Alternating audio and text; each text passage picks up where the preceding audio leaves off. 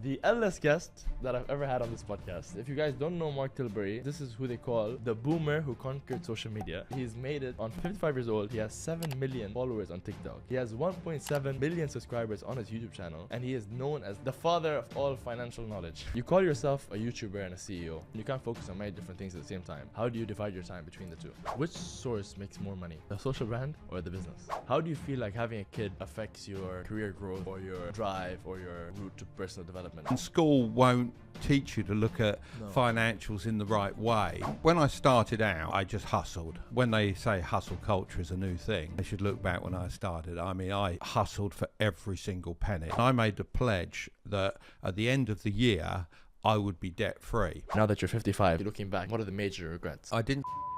Really? That's one of the 3 major regrets of your life. What do I think about afterlife? That's what you're after. Yeah. When you die, where are you gonna go? Right. You really want this? Yeah. And you're the closest guy to like sit. Oh, thank you. Everyone's going to think I'm a crazy crackpot. Self-love. How did you get over that? I want to see if at 55 you've managed to get it sorted. You've been through so many different things. You've worked so much. Your advice means a bit more considering you failed more, you've experienced more. How do you feel like working with family? Is that something that you recommend other people to do? Yeah. And we're 50-50 partners. What's your net worth right now? I've got... Which have been like your biggest failures and what did you learn from them? For your son, if you could tell him these 3 lessons were the ones I want you to learn from me. If you forget everything else, it's okay, but these 3 I want you to remember. What would those 3 be? God, dear, that's a hard one. Yeah. I told you I have hard questions for you, Mark. I wonder why you never said this publicly. Can you imagine making a TikTok about that? He's gotten too old. He's definitely gone.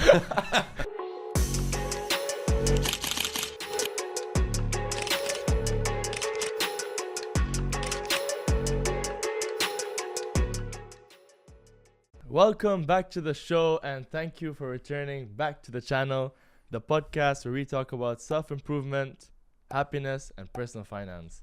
Today, I am in the presence of one of the most anticipated guests for me personally on this channel. The eldest guest that I've ever had on this podcast, because I just had the youngest one like a few weeks ago, and now I'm having the eldest guest to ever be on this podcast. But I feel like this podcast is going to be so interesting. And I'm not just saying that because I know I say that before every podcast. But this one in particular, because obviously I've had a lot of young entrepreneurs, 22-year-olds, 21-year-olds. They've made a lot of money. And obviously because of that, they feel like they know quite a lot about life. But when you reach the age of 55, you've been through so many different things. You've worked so much. You know, like your advice means a bit more considering you lived a little longer. You've failed more, you've experienced more. So I feel like it's going to be very interesting. Are you nervous at all? I'm not nervous. You just start. Far away. All right. You don't go on podcasts very often. So most of the time you're doing the podcast. I've never ever done a podcast in my own studio. So that's definitely different. That's for sure. Yeah. And it's very nice of you to fly over to see us as well. Yeah. Thank you for having me. If you guys don't know Mark Tilbury, this is who they call, excuse my language, but this is what they call you online. The boomer who conquered social media. He's made it on 55 years old. He has 7 million followers on TikTok. He has 1.7 million subscribers on his YouTube channel. And he is known as the financial, like, I don't want to say guru, but basically the father of all financial knowledge online. If you're a young person and you want to get financially educated, you want to get closer to your goals, Mark is the person you follow. So this is going to be super exciting. I'm sure there's so much insights you have throughout your life, having children, balancing that, all the different side hustles that you've tried. You've tried all the side hustles, I'm sure, by now. All right, first question. You call yourself a YouTuber and a CEO. How do you divide your time between the two? Do you ever feel like how do you, because you know there's something like focus, and you can't focus on many different things at the same time. How do you divide your time between the two? Well, it's actually very, very hard. I try to have certain days where I'm working within my businesses and now certain days when I'm working on YouTube or TikTok.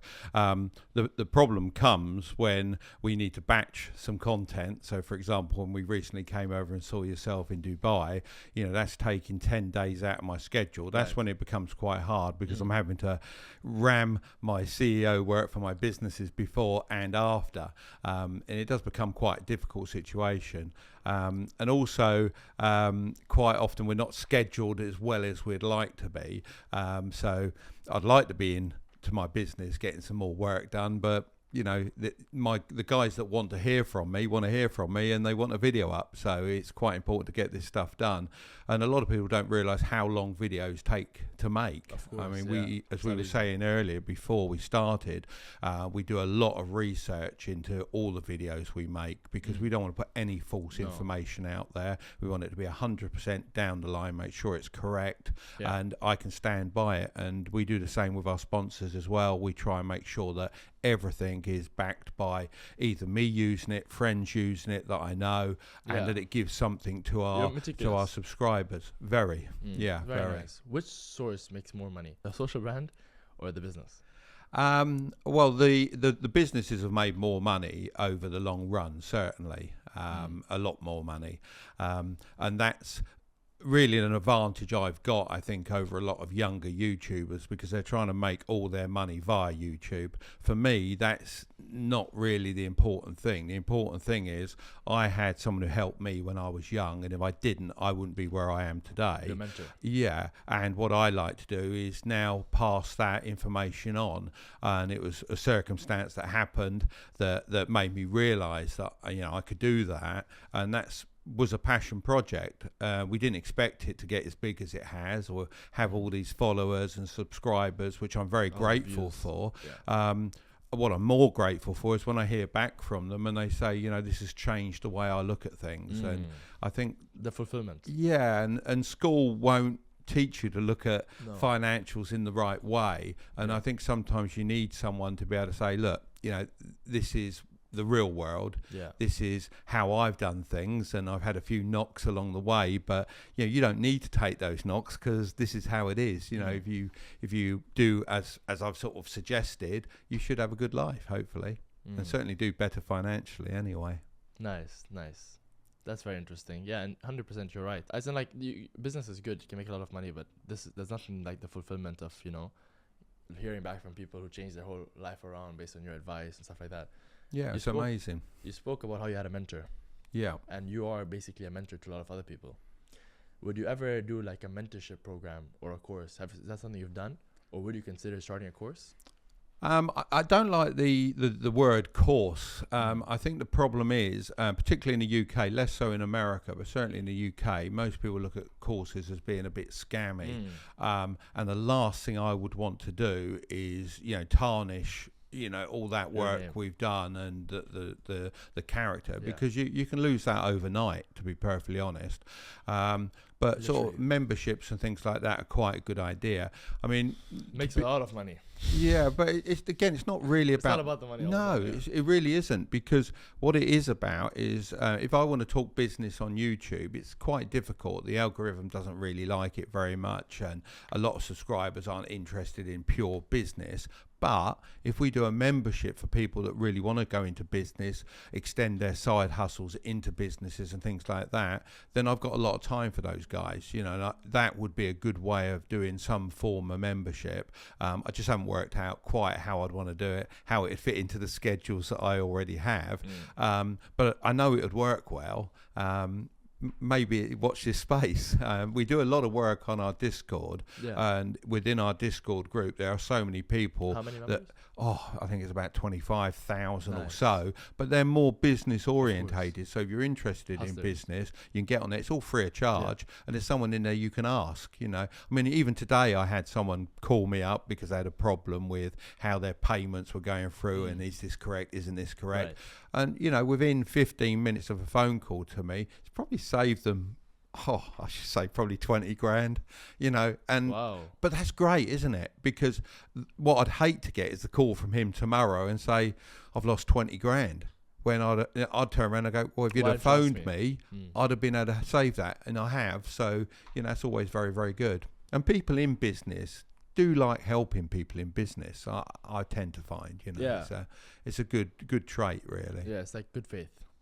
Definitely. All right. I wanted to ask you, having children, how many children do you have? Just the one. Just the one. Yeah, we worked out that happened and stopped all that. Yeah, so How does Yeah, that? one is enough, basically, in One my is enough. book. Yeah, I always wanted a brother. I had 3 sisters, never had a brother. So, I always then wanted a son. And when people ask me when my wife was pregnant, do you want a boy or girl? And you're meant to go, I don't mind. I love them both. But you always wanted a brother. Don't you think your son wants a brother?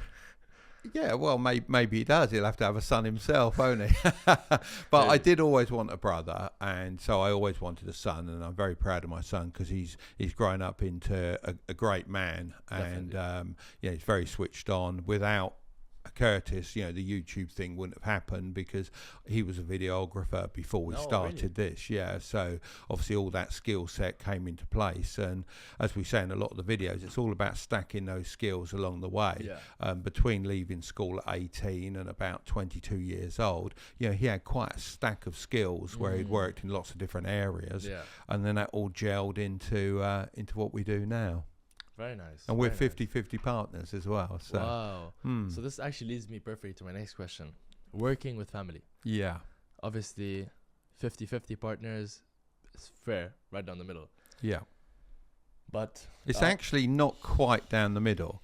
He has probably 50.001 and has the control in yes, no. really? Well, because I fully believe that someone within a business must have the control in say. You can debate a problem till you're blue in the teeth. So one person has to make the final but call. one person has to make that final that's him? decision. That's him. Wow. Yeah. Nice. So Why not? I don't need that side of Power. hassle or power. I run my other businesses where I have to have the final say. There In the social media, he has the final say, which I think is a fairer way. And also, he can look at it from a different perspective to myself. I can look at something and think, God, I was great in that, wasn't I? And he'll go, no, you weren't. And we can debate it, and he'll say, no, we're cutting that, and that's fair enough because he knows more what he's looking for. So Yeah.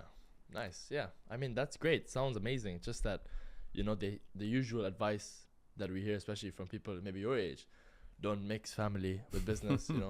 I mean, for sure, the fact of the matter is it definitely does put some stress on the relationship that wasn't there earlier. Because now there's money, there's problems, yeah, sometimes you want to go home and not have to have all these issues at home. yeah. You're sitting at the dining table, you want to not talk about business, So how do you feel like working with family? Is that something that you recommend other people to do? Or did it just work for you because it was a good match? Well, to be honest, I thought it would never happen. My businesses have no interest for Curtis. He worked for a while for me and didn't really fit in, to be honest. And he didn't enjoy it. And I think you got to enjoy what you do because you're going to be doing it for a while. So, day to day, you want to be enjoying what you do. But working with family is a strange dynamic for sure. What you've got to remember at the end of the day when you have an argument or disagreement or you're not sure which way to go is that you both have to remember that you're both working for the greater good of the business you're within. You're in the same boat. If you boil that back down to that, generally speaking, the outcome is the correct outcome. But there are certain stresses without a doubt, and I'd be lying if I didn't say there wasn't, but I would say overall we get on very, very well. Nice. No, that's definitely cool how it worked out. And now this YouTube thing is crazy. You're like a sensation online. You're literally everywhere. So I it's see. I definitely working well. don't see You're it. everywhere. I don't see it that way. I literally see me as Mark, who came from absolutely nothing and grew through and is passing on the information that helped me get to where I've got to. That's how I see myself. Obviously, when I'm walking around London, and I was up there yesterday, but the week before I was up there, and a couple of guys bumped into me, and they all want selfies and that sort of thing. And it's really nice to know that they're watching this stuff, and it's opening their eyes to, finance is working for them. So it's nice. You're a good man. So we're talking about working with family and raising a kid. How do you feel like having a kid affects your career growth or your drive or your route to personal development? Because for me, I know that it's something I worry about. Like even the first step of getting married. So I'm sure you're married. So like that in itself, moving from a single person, the only thing I have to worry about really, besides my parents, is my business, Yeah. So I have a lot of time and energy I can put into it. But Yeah. now as you have a wife, as you have a child, things get a lot harder. So how do you feel like it affects your growth, or does it add to it? Does it make it even better? Well, when I started out, I just hustled. I mean, when they say hustle culture is a new thing, they should look back when I started. I mean, I hustled for every single penny. I mean, my venture started at quite a debt. I mean, nowadays it won't sound much. I was about £4,000 in the hole, which back then probably is the equivalent of 30,000. You know, for me that was a lot of money, and I wasn't earning that in a year. You know, I was earning that in about a year and a half, and I made the pledge that at the end of the year I would be debt free. Wow. Right, so I hustled. I bought and sold How old were you? cars. At that point, about 18. Wow. Okay. I bought and sold cars. I taught people to fly model aeroplanes and model helicopters because they needed lessons. I worked part-time in a model shop. I did all the overtime work I could do. Anything that was offered, I was there and I was working. And by the end of that year, I was actually £4,000 in credit.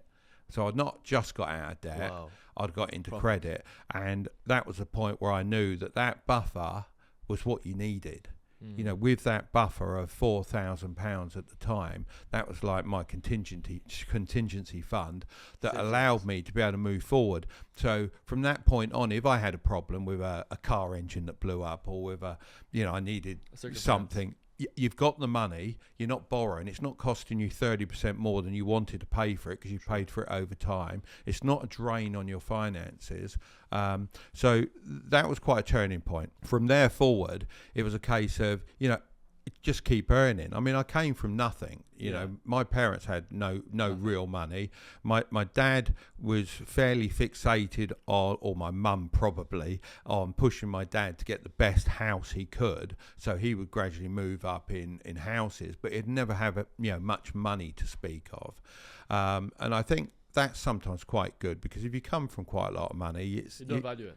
No, you're very, very lazy, really, because it's always there, isn't it? And if you've always got money, you'll burn it to get your business going. And I think you become more creative when you come from nothing. Yeah. And of course, started the businesses, rolled on from there. So which what is was the great. from that, the moment you got the 4,000, take us through that journey, like sum it up from there to now. Well, the main problem I had at that time was I was working as a joiner and cabinet maker, so carpenter, woodwork, that sort of thing. And I had quite high aspirations because I think I was pretty good at what I was doing. Yeah. I also felt that I'd be pretty good at estimating jobs and measuring up and doing that sort of thing. So getting up into the office and being, up from, shall we say, the manual trades. But I had a foreman who's no longer with us. He died just recently, actually. But he didn't really treat me very well. Wow. He used to give me a lot of really, really bad jobs. I used to make these wooden trash bins, and they were made for Walmart, or Asda as it's called in the UK. Yeah.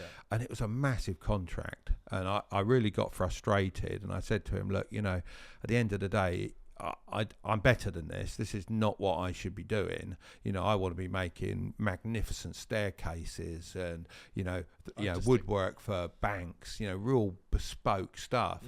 And he said, you'll be doing this. You're going to be doing this for the next 3 years, son, at least, because that's how long the contract is. And I went, I'm not going to be. So the very next day I handed my notice in. Wow. And then how did the journey go? Well, really, I always wanted a model shop. So I did actually have a little job in between. So I did a business plan on a model shop. What's a model shop? Just radio controlled models, aeroplanes, cars, so helicopters, RC Sport. Yeah, that's it. And also all other models, so model trains. We did everything. Yeah, some model cars here. Yeah, it's all part of the drug, as it were. And I that's what I always wanted to do. So I drew out a business plan, saved up enough money, I thought, to get a bank loan and everything. And I spoke to some friends about it, one in particular, and lo and behold, a few weeks later, Model World, the shop, opened up. Nice. But it wasn't mine. Oh. Because he'd stole my plans. No. Yeah. He opened up in exactly the place I was going to open up. Yeah. He just opened up. And I thought, well, that's it. It's all done. Oh But my goodness. when I look back, it was quite a reality That's check, crazy. really, because I didn't have enough money saved to be able to get the loan. He was the only one who was bought. Yeah, probably didn't have enough experience. And instead of jacking my job in, because I was working part-time for him in a model shop, I thought, no, I'll carry on for another 6 months and learn even more about the business. So you didn't get angry and block him and like leave. You just worked for him. Is there any point? No. No, not if done. you not It's if you can done, keep it's done. learning. You may as well just benefit as much as you Yeah, can. exactly. So I carried on learning as much as I could, got as many contacts as I could, built my name and reputation, particularly with RC helicopters. And then after 6 months, he actually turned around and said, I'm fed up with doing this other shop. It's stretching me too much. I'm going to sell it. I said, right, I'm buying it. And that's what I did. So we bought this business. Wow, but if he was not succeeding with it, like, did you not feel like maybe the market was not there or it was not possible to make money from it? Because Well, you were doing it for 6 months. I'd actually worked in it part-time a couple of days for him in his other store, and I knew why it wasn't working. But you didn't tell him at that time? Well, of course not, no. But the manager in the store that he'd put in there was useless. terrible, absolutely terrible. But he thought he was fantastic. So you said, you'll see. Yeah, exactly. Nice, So we bought the business, and the day I bought it, I used every single penny I had. I mean, literally, I didn't have like an ashtray in the car with any change in it. I had nothing at all. Empty. And all I could do was go to work that day. I had a van, so I put a sleeping bag in the back of the van so I could sleep in it if I took no money, because I didn't even have enough gas in the tank to get me home. But that makes it work. You've got no option, have you? No. You make it work. If someone's come in your shop, they're going to buy something. You begged them. Don't need to beg them. Just make sure. Just make sure they buy something. Yeah. So How old were you at that point? 20. Wow. 20. So the drive's always been there. So getting to your question, how does that affect your drive when you have family? For me, it gave me even more drive. The difficult thing was how you split your time, because obviously, some people say you spend a lot of time with your kids because that's what you should do, blah, blah, blah. How do you prioritize? Yeah. I feel you should have quality time with your kids as opposed to time. Quantity. Yeah, because anyone can do quantity and have no money. I'd rather have quality and have the money to be able to share and go places and do experiences. Like nice experiences with them. Yeah. Later on, it became a little bit difficult because Curtis was very good at swimming, and he loved going to swimming galas and things like that, and he wants Dad to watch him. And I fully understood that. And that was a bit of a tear time, because you want to be there. Of course. But I didn't want to be there all day. No, it's swimming. Yeah. Yeah, it's one of the worst environments you can ever imagine. Inside a building, everyone's screaming at their kids, do better, do better. And all you're waiting for is to see your youngster swim and do the best he can. And you've got to wait all day for that. And it's awful. So, if I had any regrets, I would have liked to have seen more of that. I did see some, but I would have liked to have seen more. I thought you were going to say if I had any regrets, it would have been all those all the time I wasted over there. Yeah. He didn't even end up doing the swimming. Yeah, well, he nearly did. He actually got a scholarship to go to a school for his swimming, and he could have been an Olympian had certain things fallen into place. But he liked the video work and decided he was going to go that way instead of the swimming route. So, but I would say having youngsters and having a wife, and as long as you're focused and you're all focused on the same goals as to where you want to get in life, then I think it works really well. I was brutally honest when I met my wife, and I did say to her, I'm very selfish with my time. Wow. I said, but when you have my attention, it will be 100%. But it won't be every 5 seconds. But luckily, obviously, texting wasn't a thing back then, so you didn't have to text your girlfriend 20 times a day. You're at work. Yeah, it just, you made your plans and you said, right, well, I'll see you on Friday and we'll go out Friday evening. Once a week. Yeah, that's enough. More than enough. Yeah, got a whole lifetime to see each other.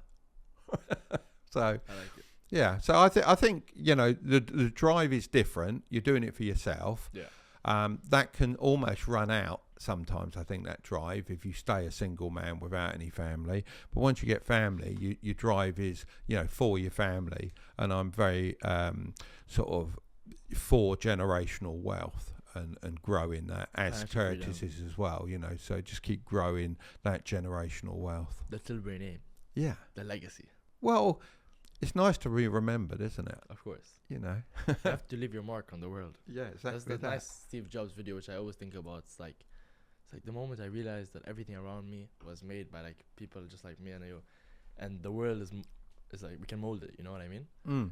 You can leave a very big impact. Look at Steve Jobs' impact. Like obviously controversial as a CEO. Everyone has their own opinion of him. Of course. It's fine, but in terms of the impact he's left on the world, like this phone and the headphones that were here that you were wearing is owned by him now, his company now. So having that impact after you leave, or like just realizing that this whole world, like you can leave such a big. You think that everything's just made already, and you're just living in it. But actually, we can be the molders of it, you know? Yeah. Or the ones who are leaving the impact. I like to also think of all the people that came before you. Yeah. So if you don't have to trace your family back, but you know that your family somewhere at some point lived through the Middle Ages, through years and years and years ago. You think what they had to survive, exist through, for you to be here at this point. And waste time. Horrible, isn't it? And how can you sit here and not make the most of what you can of your life? I mean, they went through hell to get you to this point. You didn't know them. You didn't know any of them. But they did go through hell. Yeah, so much. So just before we move on to the next topic, if you could just say the next, like, let's say 3-4 moves from that model store to where you are now, just to sum it up.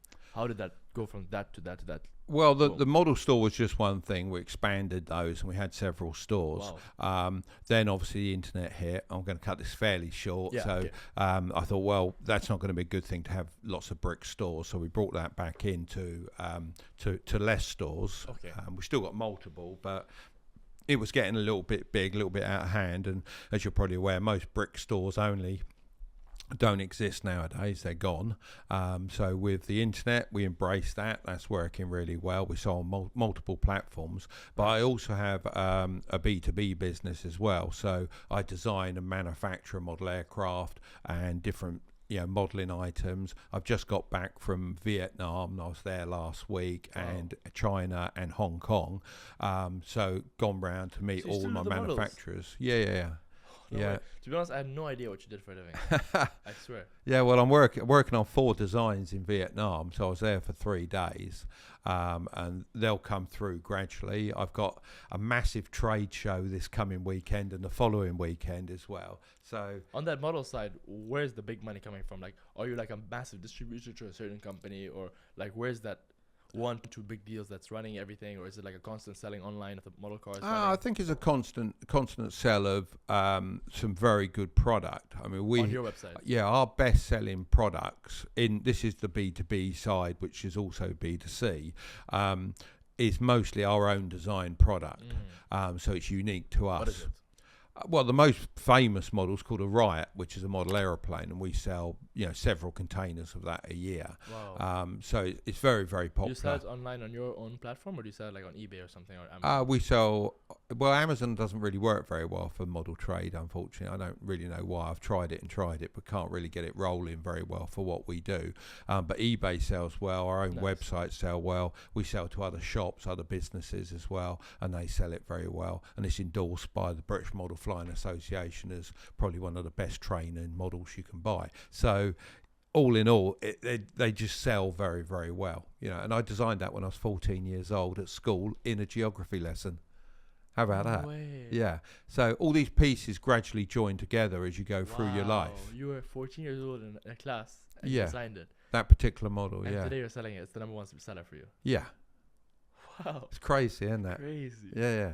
That's what they say, like the plan, like God, the life's plan. We don't know, like God's you don't know what your plan is. The thing is, when you look back, and I can't remember who said this, probably Steve Jobs, but when you look back, you can join the dots. You can see those important things that happened in your life and the less important things that happened. But if they hadn't, it wouldn't have all worked.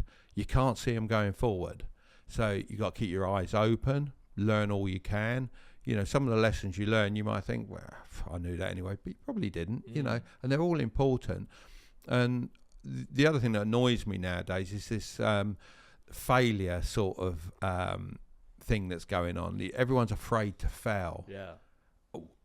I can't ever understand that, because when you fail, you learn a lesson.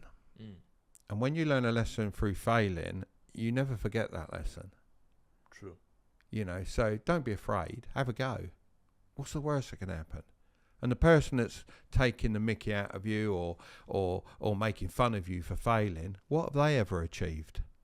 Probably nothing. Yeah.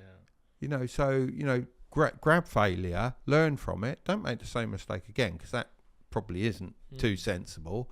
But learn as you go, and there's so many lessons to learn. Yeah. So when I have a failure, sometimes I feel like, maybe you can give me advice on this. When I have a failure, sometimes I feel like I have to really feel bad about it, because I feel like that's the only way that I'm gonna be able to not do it again. So I really go like hard on myself. I take it very personal. I'll think about. Do you get that like sick feeling? Yeah, for sure. I let it ruin my. And day. you know what? So you should. You should get that, because it hurts and it cuts deep. Yeah. But that's not criticism from anyone else. That's you, isn't it? Yeah. Internal. And you're learning those lessons, taking them in, feeling that little bit of pain, and you're going, that ain't gonna happen again. I don't want that feeling again. So you'll make sure you don't do it again. That's what I feel. Yeah. But then now it's all about, they say about like self-love, and you should love yourself to change yourself. So I don't know. I don't know about that.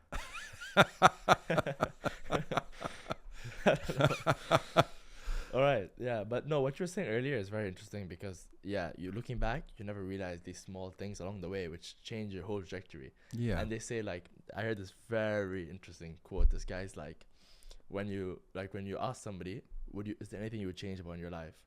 They look back and say no, because if I would change one thing, it would not have led me to this point. Yeah, it's a domino effect. Yeah, so they say like, oh no, I would not change any single action that I did in the past. I'd like to go back and do it all again. Yeah, but you would to not be change fair, but you don't need to change anything. Right. Just enjoy the ride even more. Yeah. So, but this guy's like, when you ask them, they'll say, no, I don't want to go back in time, because I want to change one action and it leads somewhere else. But they don't think about what action I can change today that would change my life years down the line. Like when we look back, we can easily say like, oh, this one small thing I did every day, that small reading 2 pages, it changed my whole life. But now we won't think about doing this, adding that habit now. You know what I mean? So it's interesting for sure. All right. I wanted to ask you, what age will you retire now that you're 55? Do you have a retirement age? Well, I would say I'm already retired. Oh, okay. Okay. With all that work that I do, I'd say I'm already retired. How much are you working a day? I'm working quite a lot, but that's not the point. The point is I enjoy what I do. Because I enjoy what I do, I would say I am somewhat retired. Okay. I don't like the idea of stopping totally. Never have done. I did always say this is when I was young, I want to be able to retire when I'm 50. The reason I used to say I want to be able to is because you hate what you're doing. Yeah, you can do what you want after that, can't you? If you've got enough, it doesn't matter. If you want to work, you can. It's less stressful because you're not doing it because you have to. I could have retired probably at 30, but why? Yeah, why doesn't Elon Musk retire? You know, I wouldn't. If I had his money, I'd be shooting spaceships up into the sky. I mean, what could be more fun? True. You know, you don't need to retire to have fun. To have fun, exactly that. You just have to enjoy every day, and you know that you don't have to live every day like it was the last, because you'd be soon out of money if you did. But certainly enjoy your life like it's the last, because it is the only one you got. True. So if you put yourself into a position where you can enjoy what you've gained financially, then I think that's a good thing. And a lot of people say, why do I do YouTube as well? But, at the end of the day, that is purely to pass on this knowledge. Yeah. And also we have a team, they earn from it and learn from it as well. And no doubt some of them will move on to other things, bigger and greater. And that's another giving thing, isn't it? Yeah. It's like keeps growing bigger and helping more people. I think it's very nice. Yeah, but retirement's interesting. Like you said, like if I was Elon Musk, I'd be shooting rockets into space. I find it so interesting because the modern, not the modern, but like people think that retirement is just like sitting around doing nothing. But I feel like that definitely will get boring. So you need to like find out, do what you love. And I feel like, especially Elon Musk, this is what I was going to come to, is like his purpose he's so inclined on his purpose that everything he does, he has this one purpose, which is like saving the earth. Mm. So whichever business he's doing, it comes to even Twitter. It's about free speech. I was just hearing Alex Ramosi talk about this. So free speech is basically the reason why he bought Twitter. He said civilization needs free speech. So everything he does, every move is based on his purpose. So it all feels fulfilling. It all feels that the drive comes from there. What's your purpose? Well, to pass on the information I have, without a doubt, to enjoy my life, to enjoy my family as well. I think if you encapsulate all of that would be my purpose. I would love more financial awareness to be taught in schools. Yeah, I'd absolutely love that. If through me or through any of the other YouTubers or whoever gets this into schools, the last year of anyone's education should include half an hour a week on personal finance. It's not a lot, is it? You know, they teach you at school how to become good at something, to get a job, to earn money. What do they teach you to do with that money? Ever? True. Nothing. So everyone could be so much better off with a bit of education. It's true, yeah. That is like the next step. You need to know what to do with it. Yeah. And if I'm involved with that, then fantastic. I'm all open to that. If someone else is and they want a hand, then that's great as well. I found it interesting when you were talking about how your dad, well, obviously your mom wanted your dad just to keep moving houses, or like, dude, try to get the better house.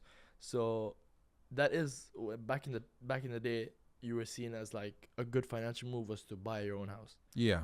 Everybody's first start is just to use their money to buy a house. So buy the house that they're living in and stuff. But then obviously Rich Dad Poor Dad came out and said, it's not a good idea. So what do you think about all that? It depends on your circumstances, really.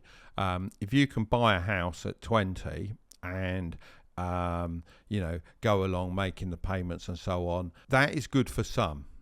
If you're the sort of person that's going to spend that money otherwise and waste it, then that is a good move because it's an enforced investment plan. If, however, you're the sort of person that can hustle and start a business and you need a bit of cash and a bit of collateral, why would you tie it up into a house when that could be your starting, your stepping stone or your starting money to get yourself going? Because let's say you're 20 and you buy a house. That house, if you stay in it and you make the payments, isn't going to be yours until you're about 45. All right? If you don't buy that house and you rent, and the money you needed for that deposit you started a business with, by the time you're 30, you could potentially buy that house outright. True. So it depends where you're coming from. And I think forced saving, stroke, if you want to call it investing, owning your own house, I don't personally believe it's an investment, but if you want to go down that route, for some, it is correct. And that's why there's so much debate about it, because people have to say it's either right or it's either wrong. It's neither. For me, I probably wouldn't have been able to borrow the money I borrowed to start my business if I hadn't have had a property. So I used that as collateral against the loan or security. That makes sense. Nowadays, that's possibly a little bit different. Okay, but certainly for me, I had to have a property to be able to move forward. That is for sure. And I like real estate. Yeah. I like the house I'm currently living in. What do you think about the market right now? Is it worth investing in London right now and UK? I'm generally asking, like, I don't know, should I invest in some real estate potentially? I think it's very, very difficult to say at the moment. I don't think it's ever a wrong move to buy real estate if you're renting it out, because the rent isn't likely to ever go down. It's only ever likely to go one way. And obviously that rental income is paying for that property long term. So I don't think there's ever a wrong time to buy. Let someone will argue that. Someone will come on the comments now and they'll say, what if it's at its absolute peak? Well, you could say, yes, you'd be better to wait for 2 years, but you don't know that it's at its peak. You never know.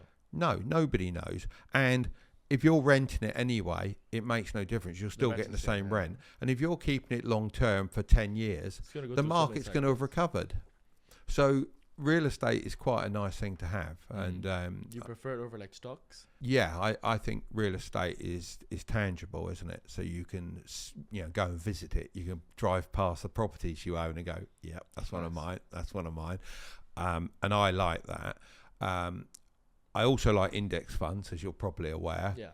I don't like stocks very much, individual stocks. I do buy stocks because obviously I have a little dabble, because that's like the casino, isn't it? Yeah, so you stay away from that. Index funds are safe. Yeah, I do a little bit, and a little bit of crypto, A little maybe bit of crypto? maybe 5% of my Really, yeah? portfolio on that. Yeah, With crypto, when you go crypto, do you just go into the top 2, or are you Yeah. going into I altcoins have and done others. shitcoins? I do it with my son, really, the For crypto. fun? Yeah, obviously Bitcoin, Ethereum. We had Doge. I mean, we quite enjoyed having Doge at the time because we knew Elon was going on the Friday night show. But it tanked on that show. I was Yeah. so mad. Bro, I swear, I loaded up on Doge. Yeah, At Dubai, it was 8 a.m. I opened the show. I stayed awake 8 till 8 a.m. And I'm watching it, and I'm like, this is it. This is the moment of my life. Do you know what I was thinking? What? I was sitting in this very room at that desk with my son. We bought, I think, something like 6 months before, and it was rising, and all the talk was, it's going past $1. It's going past $1. This show is going to go past $1. Exactly. And I said to Curtis, I've been here before. I've seen these things. This is going to tank. Sell it now. Let's sell it before the show starts. No, man. We sold it. Damn. It tanked. Damn. Amazing, isn't it? Crazy. Yeah. Now, that's it's experience. not That's because experience. yeah, it's not because but sometimes Yeah, you look at these gut. things, think everyone's pushing it to $1, and they're all going to sell at $1 if it gets there. So how many are going to jump before it gets to $1, thinking, I can't wait, I don't can't want wait. to. Yeah. Yeah, Riskless. True. and that's how we read that one. Damn, that was crazy. That's wild. Smart move. But yeah, they say buy the rumor, sell the news. Yeah. So that's when you sell. That's when everyone knows. Now it's khalas, like it's done. Interesting. All right. You spoke about one of the regrets you had. Wanted to ask you, looking back, what are the major regrets? If you could name 3, the strongest 3 major regrets. I didn't see Freddie Mercury live. Really? That's one of the 3 major regrets of your life. Yep. I didn't continue to play soccer when I left school, or football, whatever you want to call it. I wish I had, because I really enjoyed that. And what other regrets? I did have another one. I wish I hadn't fallen down the stairs a year or so ago.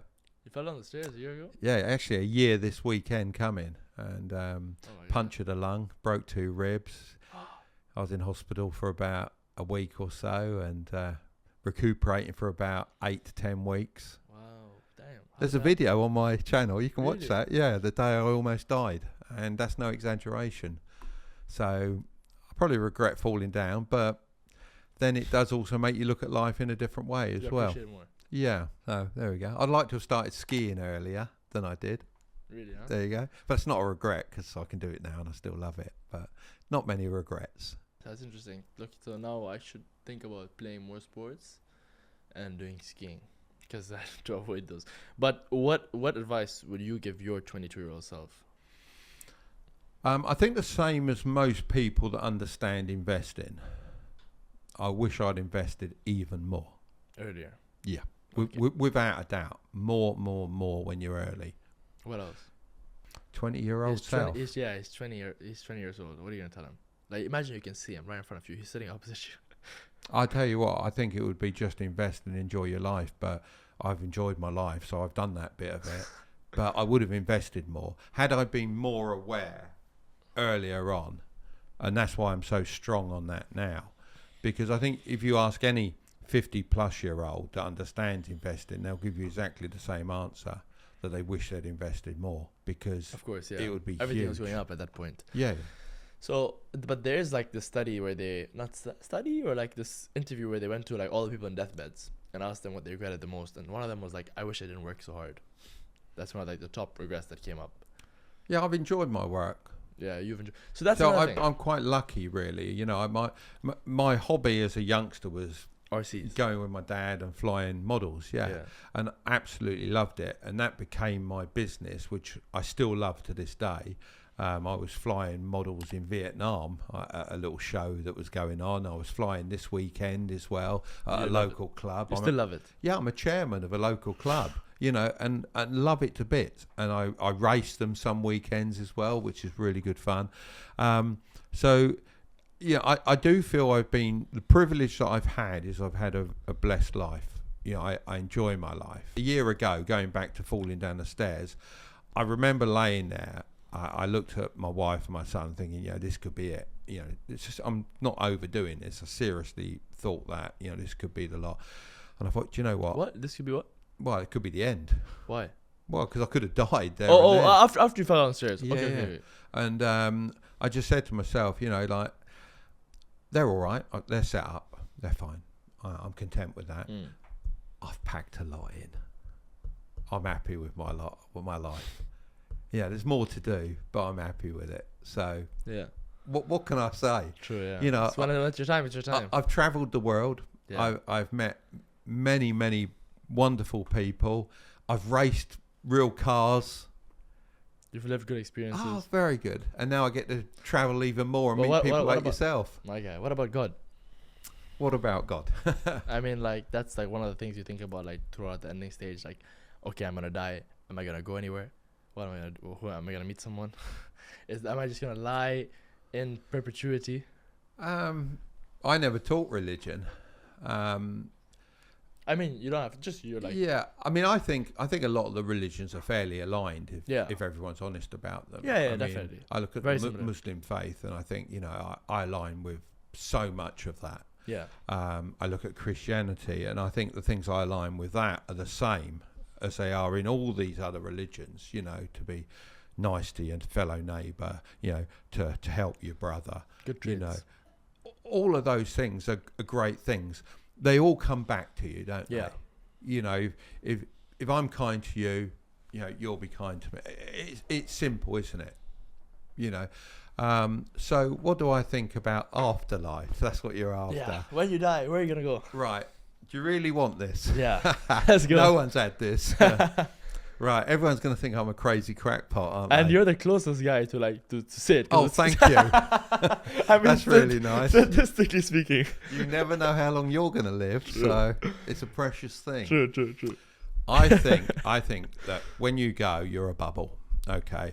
If your life has been led in a nice way, all right, and you've got good feelings, good morals, good everything, you will be surrounded in that bubble with those great feelings and great things that you feel. If you're a thief, a bad person, you have bad morals, that's what your bubble will be. That's it. Bubble. But how does that work? Like, it's like emotions in the bubble, or like people? I think it's just your soul floating around. Feelings. And it'll be associated with who you are. And if you're a horrible person, that soul, you won't be living, but you'll be, you know, we're surrounded by that horrible stuff. Yeah, of course. Yeah. Interesting. I think so. That's my thoughts. Damn, that's so unique. Is that a little bit deep? Yeah. How'd you come up with that? I think it's all a mixture, isn't it? Because I've always believed, I mean, even when I was at school, I mean, religious education was seen as the most boring subject in school. It was like, oh, do we have to? Yeah. But for me, I found learning about other religions quite interesting. Yeah.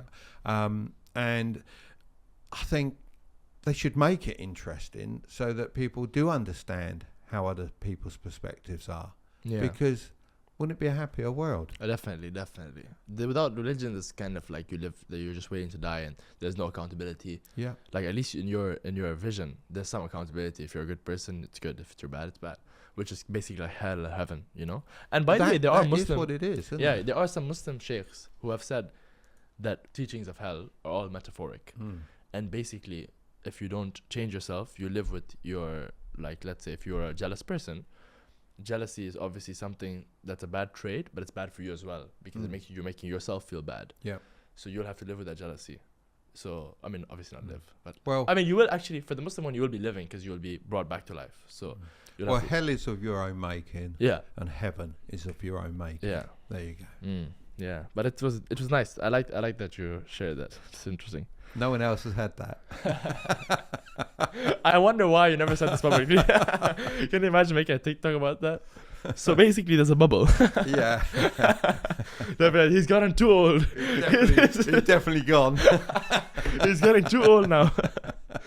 Man, so what is like your happiest memory then growing up, looking back?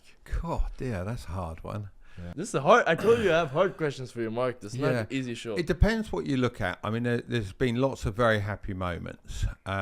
Getting married, very happy day. Enjoyed that. Meeting my wife for the first time, very, very nice. It's quite a story there, I suppose. How'd you meet her? In the bank. Oh, you were taking out some money? She saw it? Yeah, I took out £1,000 and got a phone call in the afternoon from my future wife saying, I think I gave you £50 too much. Oh, she was the teller? Yeah. Ah. And I went back in and I said, the rest is history. Here's the £50. I don't know if she did or if she didn't. I have no knowledge, but I didn't want her to get into trouble. And then we started talking. £50 was a lot of money at that time. Yeah, probably for you as well. Yeah. And, and the fact was I got that £1,000 out and I gave it to someone that I owed it to buy something. So they may have been £50 better off. I don't know. I never counted it. It was banded. So you just don't know these things. Maybe she just wanted to see you, so she just had to make up a story. Well, she was learning to fly aircraft at the time, real aircraft. No way. And I'd just passed. So I was already flying light aircraft around, and we were talking about that, and she was asking me questions about the tests and different things. So we'd already started. Some ground. Obviously, my son being born, great moment. That's an amazing moment that you're yet to experience. Yeah. And it is an amazing moment. Yeah. I mean, I'm looking forward to it. It doesn't matter how many times you see it in films or whatever. It's like, wow, it hits you like a ton of bricks. Yeah, it's quite unbelievable. It's like a little you. Yeah, sort of. Yeah, particularly when it was a son as well. And obviously, I say that I would have loved a daughter as much as a son, of course. But given the preference, and also representing my country, flying model helicopters all around the world, and we got bronze medal at Worlds and bronze medal at European Championships, and they are very proud moments as well. Nice. So it's all nice stuff. There's lots of things to look back on. All right, the nice things to look back on. But what about the failures? Looking back at them, which have been like your biggest failures, and what did you learn from them? I've got this habit, and I don't know quite how I've developed it, but I tend to forget about the things I failed at.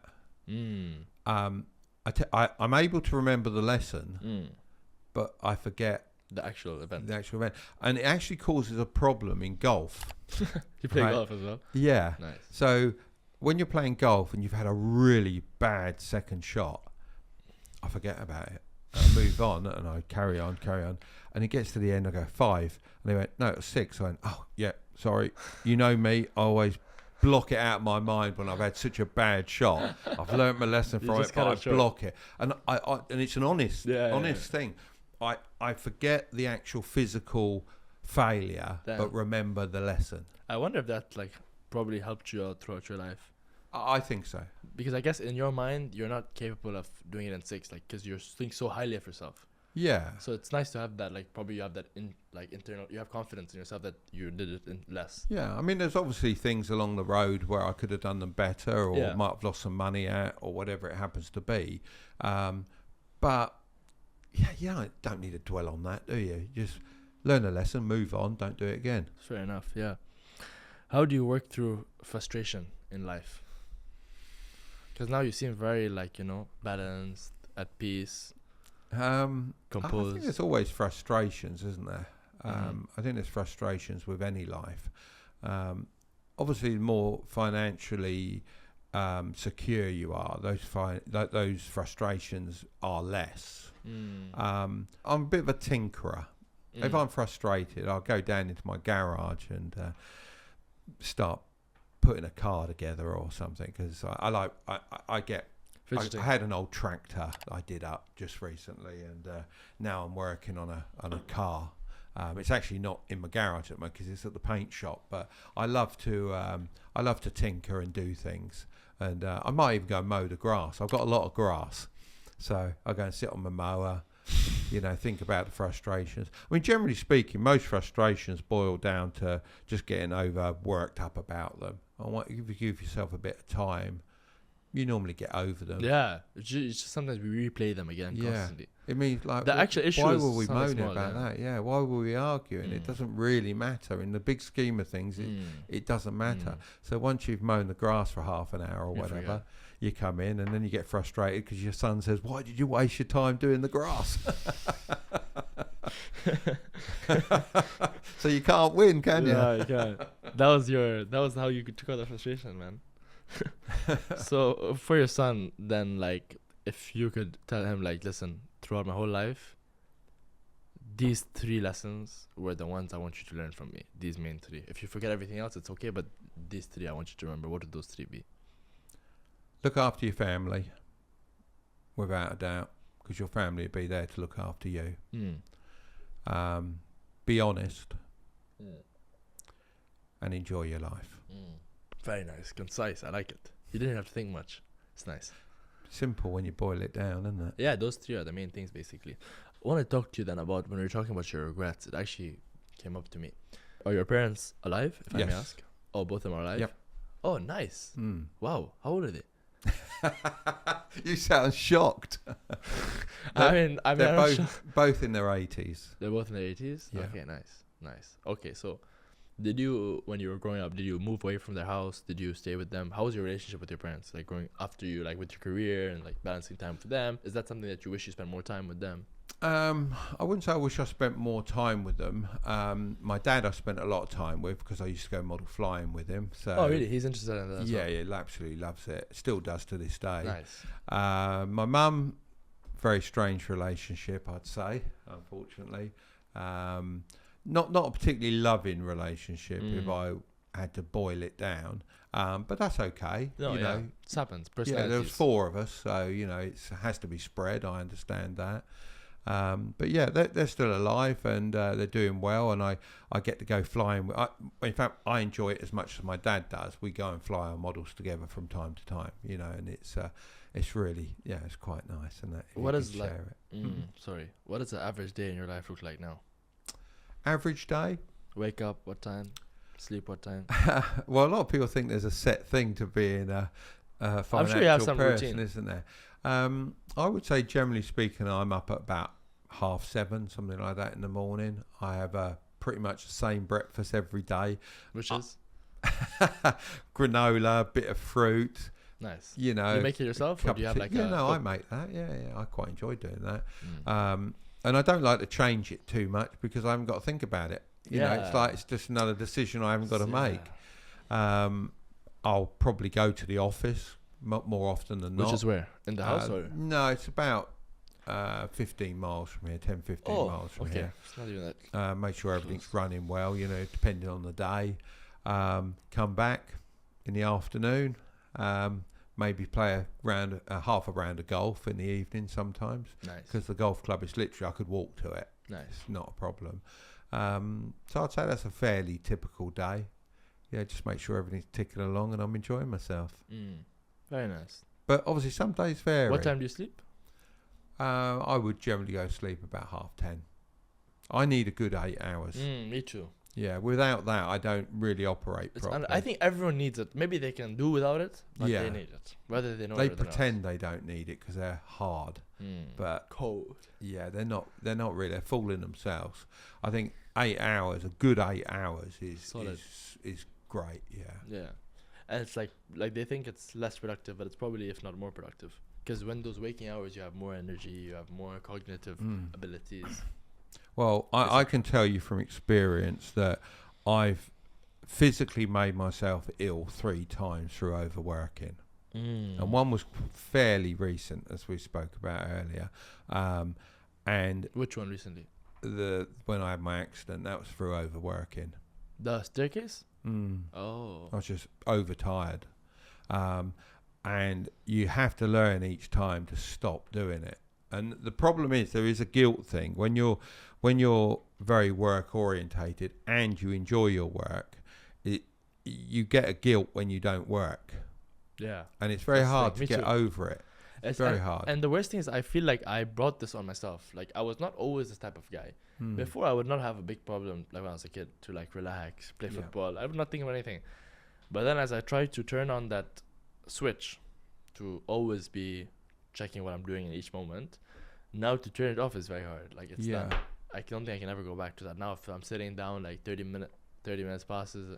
I tried, like, as of recently, because I've been going really hard on the weekdays. On the weekends, I really try to like not think about it. Hard though, isn't it? Very hard. I mean, as I say, I had an Asia tour a week ago, and I was away for 9 days, and I made sure that I booked a day in Hong Kong where I had no work, and I just walked, wandered, looked in a few shops, just sat by the ocean, you know, and just had a really nice, relaxing day. And I think it's very, very important. It's so easy to overwork, particularly if you're working away from home, because what else is there to do? And you've got to force yourself to relax. All right. One of the issues which I struggle with, and I want to see if at 55 you've managed to get it sorted. Sometimes I have trouble to like, not really trouble, but like, it's like a process of like self-love and like truly, you know, being your own best friend, or just basically being happy with yourself, you know, not feeling like you aren't doing well enough or you aren't enough. How is that something that you've managed? I think you figured it out. And how did you get over that? Well, how do you manage it at the moment? Right now, I mean, I try to do like affirmations. I try to, you know, I honestly, I even tried, like, I go in the mirror, I'm like, I love you. I tried that because I heard it in a video. You know, honestly, like, when it comes to like these kind of things, like productivity, there's so many of these weird things. Like, I take this pill, I take these not pill, like, it's obviously just nootropics, type of like vitamin pills. But basically anything that I hear that can help me, I do. I try it. So I tried that, but obviously it didn't yield much results.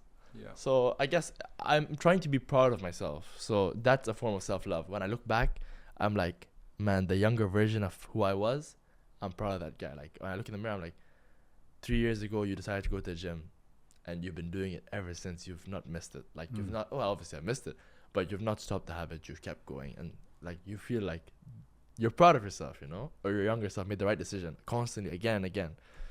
So that has helped. But still, I don't feel like, sometimes I don't feel like I've accomplished enough, or that I am enough, stuff like that. So what do you think about that? Well, at the end of the day, it's a journey, isn't it? Yeah. You know, nobody leaves school, well, I shouldn't say nobody, a few leave school probably with the confidence and the ability to do things straight away. Yeah. But I didn't. I mean, I left school reasonably confident, but I think you just have to work on these things. You know, just, you know, look at your results, look how you're doing, you know, just, you know, work on trying to be confident. You know, which is what you're doing. Yeah. You know, I think the gym is a great thing. I mean, it wasn't the thing for me. I mean, my favourite machine down at the gym was the vending machine. So, you know, it wasn't really a lot of good for me. But realistically, the gym didn't work. But what did work for me was being part of, you know, groups. And a lot of my life does hark back to RC. You know, and the fact that I was a junior member of a club with a lot of older members, and my mentor was one of those members of that club, I think that gave me confidence. You know, and I always had this ability to be able to look at what someone else does and think, they're only a human being. True. I'm a human being. You're a human being. I can do that. And it didn't matter whether that was radio control gliding and there was some guy everyone went, oh, he's the best. You know, I'd go, well, he might be the best, but I can do what he does. To race in real cars. You know, if someone can go around a corner at 100 mile an hour and he's the fastest person, I've got the same car, I've got the same tyres, I can do it as well. Of course I can. You know, and it's building that confidence. If you can build it from really early, then that's great. But then, and I think if you're involved in, let's use golf as an example, if you're a junior member of a golf club, you will build confidence because you're around adults. Sure. You're speaking to adults. You're not like all of a sudden having to get on the phone to people that you don't. It's all a thing, isn't it? Yeah. I think it's a confidence thing. The earlier you can build your confidence, better. If you're unconfident, get confident. And I know it's hard, easier to say than do. Yeah. But one of the tricks I used to use was I used to give myself a mask. Fake it. Yeah. I'd go, right, I know what I'm going to do, and I'm going to go out there and go, poof, this is Mark the speaker now. And you do it, because it wasn't you. Your brain doesn't know if you're like pretending, or like it thinks that this is Doesn't who you know. are. Yeah. Doesn't know. So you can sort of fake it a little bit. But you got to be careful with that, because you don't want to be a fake. Yeah. But you can fake it a certain amount. Yeah. Fake it until you make it. Well, fake it till you've built the confidence. Yeah. Nice. All right. Who's your biggest rival? After me. I'm joking. We both have podcasts, but I mean, of course. What, in YouTube? In life, like if you, I don't know, you can just say whatever you want. In life and business. God, dear, rival. Yeah. I don't really see anyone as a rival. Some rival. So there's someone you look at, you're like, I will overtake him. I'm joking. I honestly, I don't think it's a case of that. We're doing what we do. Yeah. Both myself and my son enjoy what we do. Yeah, you're at your own pace. If we can just keep on the mission we're on, I'm quite happy with that. You're content. The mountain is there to keep climbing. I don't see a rival to beat or anything like that as being what we're after. We're after getting to all these little sort of what do they call them, base camps and camp 2. But there's an infinite number of camps. True. So we'll just keep climbing. Milestones, just keep climbing the mountain. I don't really see anything as rival, really. Yeah, true. To be honest, myself neither. But I thought you might have someone. That's why I was trying to like. Yeah, I know. Fish it out of you. No, not really. We've got people that we look up to as well. There's some great people out there doing great things. I think Ali Abdul's doing a very very good job. I like his content. So nice. It's refreshing. I think Graham Stephan has obviously started the space with the financial stuff, and I think he's had a bit of a hard time through no real fault of his own. Really? Yeah, I think so. I mean, he's genuinely a nice guy. He has helped so many people. Definitely. It's ridiculous. Definitely. The number me of as people well. he's He probably got helped me into the space. Like he was the one. Yeah. I look up to quite a few people, but also I look at people and think, just like we said before, they're human, I'm human, they're doing their thing, I'm doing my thing, we're getting along, we're getting to meet some interesting people. It's great. Do you have like an ideal net worth in mind? No. Do you want to reach like a billionaire? No. What's your net worth right now? I never talk about my net worth. One, because I don't know how much it is. Secondly, because my wife would hate me to reveal what we're worth as a family. All I would say is I've got more than enough money to see me out and my immediate family out, and that's fine by me. Yeah. Google I searched on Google. Said, you know what it says on Google? Well, Google says lots of things, doesn't it? But do you know what it says? I don't know what it says today. It says it said $8 million. Okay. What do you want me to say to that? I might be a little bit. Look, I'll put it this way: I might be a little bit worried if it was 8 million. All right. Okay. Is that fair enough? Fair enough. What advice would you tell someone now who wants to start making money now? Best way to make money? At what age? 22.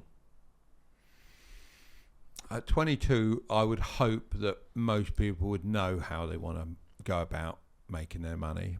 I think a lot of people at 22, 23 are in a very difficult position because they've been somewhat forced down the university route, and they feel that one isn't the jobs for them they were promised, but of course there wasn't. University's a business. They're not interested in anything other than selling you a course and pushing you through university. Yeah. And it puts you into quite a bad position because you're looking at jobs as being below you, so you won't take them. And if you don't take them, you don't gain any experience. So at 22, what would I say? E-commerce, dropshipping. Not necessarily. Try lots of things. Just try anything. Anything. It doesn't matter if you're flipping burgers at McDonald's, if you're helping out a plumber. Just get out in the world, because you will learn a lot from being out in the world earning an honest living. You don't know where it's going to go to because you can't join the dots yet. Yeah. You know, what I would love to see is probably 50% of the people that go to universities not go, and instead embrace the trades, the various things that they could be doing. Online and information, then they'll be the business leaders of tomorrow. The people that go into university are going to universities to fit into a pigeonhole, into a job, be that a doctor, a lawyer, whatever it happens to be. And we need those, you know, without a doubt. I'm not against university, but the business leaders of the future, a lot of them won't be going or don't need to go. True. They know where they're at. They don't need that entrepreneurial spirit beaten out of them at university or at school. They need to get out there and have a go.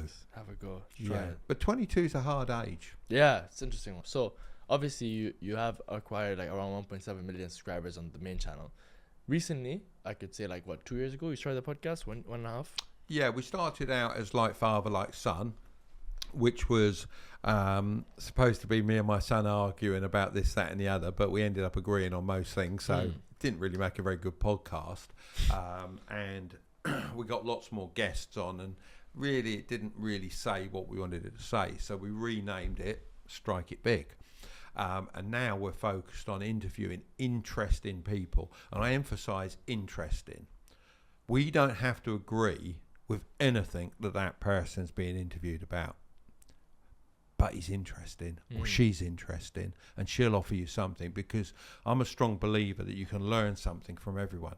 You might learn how not to do something from them, as in, I don't agree with what they're doing and the other way's the better way, or you might agree with them because what they're doing is the right way. Yeah. But they're interesting people, and it's very important that you don't become polarized, because everyone's becoming more polarized. Sensitive. Yeah, and they're going, oh, I don't agree with him because he said X, Y, Z. Well, you know, let's be honest. You might agree with 80% of what they stand for, but you don't agree with 20%, and that's all right. You might agree with 20 and disagree with 80, and that's all right. But take what you can get. Take what you can get, definitely, because that's how we learn. If you become polarized, what are you going to learn? Yeah, I feel like you're talking about Andrew Tate right now. I feel like you're talking about Andrew Tate. Well, it could be a few different people we've interviewed, but certainly Andrew is a discussion point, yes. What do you think about his situation now? I think he's been through hell. Yeah. Would you like to see him out? Yeah, well, he is out, but obviously he's under house arrest. But I think if you can't pin... In person, he was amazing, yeah? Yeah, if you can't pin something on someone after 3 months of them being in jail, then I think... 6. Yeah, it's out of order, isn't it? Yeah. Really, it's out of order. True. And it can only be being done for one reason, is to just quiet the guy down.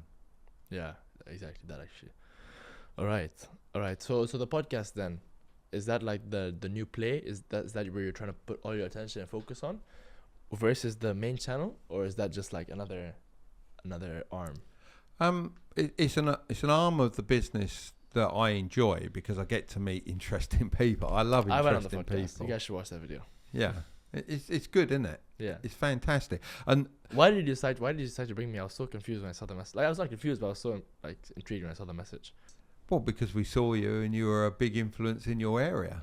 Yeah. You know, and you're an interesting character, and you had all these houses you were being in front of, and all the various things you were doing. It was interesting. And you know, I like YouTube. I'll spend a couple of hours in an evening on YouTube and looking at different things, and your video will pop up, and I go, look, that's an interesting guy. Let's have a look at that. Nice. I mean, it's all about interesting people, and realistically, Strike It Big it's almost an indulgence, isn't it, of mine, I suppose, and courtesies, because we can get to meet the people, talk to them, bring their message to an audience, which is great, and we enjoy it. I wouldn't say it's necessarily the big play. We're actually going to have a little break shortly. So really? Yeah, just a little one. How long? Not sure yet. Well, what's the schedule like for uploading? Because I don't even have a proper schedule. Yeah, Like, we I normally upload 2, 3 a month. upload every week on a Wednesday for Strike It Big, and every week on the main channel on a Monday. Wow. But it does become quite hard to do that, and we do want to keep the quality of the guests high. You know, because that's important. That's as the well. main thing. It's a guest-based podcast. But it is a little bit of a shame because some of the less viewed videos are actually some of the more interesting ones. Right? Yeah. You know, and You feel bad for it, yeah. yeah, and you can learn so much from some of them. You've just got to go, you know what, I'm going to watch this because if Mark and Curtis are interviewing this person, there's a reason why. True, yeah. And there's probably something I can learn here. Fact, you know, because if I could have talked at 20 years old to anyone I chose, God, dear, can you imagine the world would be your oyster, wouldn't it? All that information you could consume. Be fantastic. Now you can. You've just got to go on to certain podcasts and you can listen to them. Just avoid clickbait. Yeah. All right. I think it's been a pleasure. Do you think there's any questions that I should have asked you that maybe I didn't? That's always a difficult one, isn't it? Yeah. No, I don't know really. I think we got. I think you did quite well. You got a few exclusives there. That's always good as an interviewer, good, yeah. And I've enjoyed talking with you. Yeah, it was a good discussion, which is always nice. My brother, thank you. Thank you very much. Alright, guys, if you enjoyed this video, please make sure you leave a comment, leave a like, subscribe on the channel, and subscribe to Strike It Big, subscribe to Mark Tilbury. Follow him on all his socials. He's everywhere, so you'll find him on any platform. Just search Mark Tilbury or Strike It Big. Thank you guys for watching. Take care. Have a good day. Peace. See you later.